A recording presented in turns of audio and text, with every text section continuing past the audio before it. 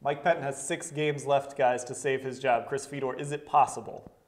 Gee, Dan, I don't think it is. I would love to sit here and say, yes, the Browns win every single game the rest of the way. They finish 8-8, then there's signs of progress. We've got enough information on Mike Pettine at this point. It's been a year and a half, and here's the thing that he's not going to be able to overcome.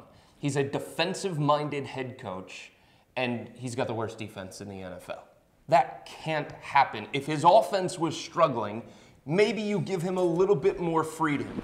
But the fact that the defense is holding this team back, and he's a defensive-minded guy, you can't get over that. Michael? No, that's compelling to say no, he can't. And I'm going to say no, he can't save his job with a slight addendum unless, Jimmy Haslam decides to just keep him in place and bring him back. But I can't see that happening because there's too many things that have taken place this year, not only with non-development of players, but with in-game management. Once again, you've lost 2 in a row against the division. I think Haslam is keeping a check mark there in the AFC North. So I'm going to say no, that it's virtually impossible for him to keep his job. But what does he need to do? I think there's one way, and I think it's firing Jim O'Neill.